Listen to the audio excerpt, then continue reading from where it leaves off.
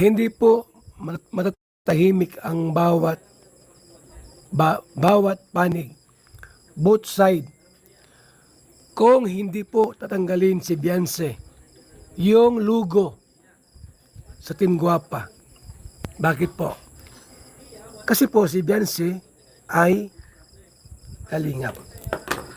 Tama? Yan ha? Ulitin ko uli para mas malinaw po, mas maliwanag. Wala pong peace of mind, walang katahimikan kapag si Beyonce po ay inangkin ng Team Guapa at nasa logo pa nila, Team Guapa. Bakit po? Kasi po si Beyonce po ay kalingap. Si Beyonce po ay beneficiary ng kalingap. At hindi po mawawala yon, hindi maalis yon. Kahit pa sabihin ni Beyonce, kahit pa sabihin, alis na ako. Hindi po. Kasi alam niyo si Beyonce po ay tinulungan. Pinaaral po yan. Ang pangit naman noon na pinaaral ka, tinulungan ka, tapos alis ka. Tapos maghanap pa na ibang community na tutulong sa iyo. Ang pangit naman po noon. Hindi maganda yon. Na may tumutulong sa iyo, tapos aalis ka at lilipat ka sa ibang grupo o team. Hindi magandang ugali yon. Magaspang na ugali yon. Huwag ka nang gumamit ng utang na loob. Huwag na yon. Huwag ng utang na loob. Ano na lang, hindi magandang pag-uugali. Kahit ako na lang po, halimbawa, sa bahay na ito, pinakain ako dito, tinulungan ako dito sa bahay na ito. Tapos, ang ginawa ko po, nang medyo okay na ako, may kumuha sa aking iba sa bahay na ito. Kinuha ko ni Gabi Sira. Lilipat ako doon. Ano pakiramdam po ng may bahay dito? Ano sasabihin niya? Grabe ka naman. Matapos kitang iangat, tulungan, tapos alis ka dito. Ako naman maging nakakatulong sa iyo. Okay ka naman dito. Di ba hindi maganda, ano? Yun. Kaya nga po, hindi kayang bayaran ng anumang bagay ang ginawang kabutihan ng tao sa atin. Yung inangat tayo, sinagip, tinulungan. Wag nang gumamit ng term na utang na loob. Wag na po. Yung salitang hindi magandang ugali. Ako, hindi ko gagawin nyo. Hindi po baga.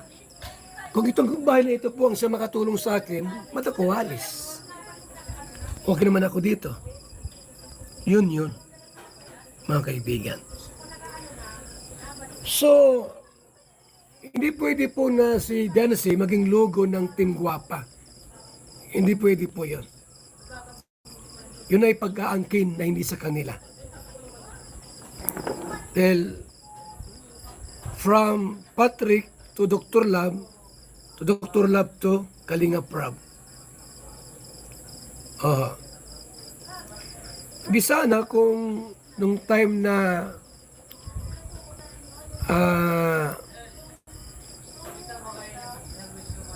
ibinigay ni Patrick si Beyonce kay Dr. Love, di sana di niya binigay kay Kalinga Prab si Beyonce. Sana siya na lang tumulong. Di ba baga? Ang ginawa ni Dr. Love, binigay niya kay Kalinga Prab. Ibig sabihin, nasa Kalingap si Beyonce. So hindi pwede maging logo ng Team Guapa. Hindi pwede po. Ng Team Guapa po. Mga kaibigan. Malinaw po yun. Ano? Hindi pwedeng angkinin ng Team Guapa si Beyonce. Kasi kalingap yun. Hindi pwedeng ako na magpapaaral. Kami na sa Team Guapa. Ba't aagawin mo?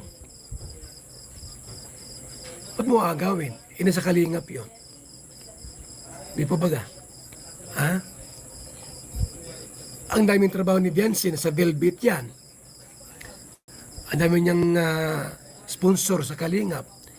May mga tumutulong sa kanila. Ba't mo gagawin? Ang gawin nyo sa Team Guwapa, mag-scout kayo. At maghanap kayo ng mga bagong tutulungan ninyo.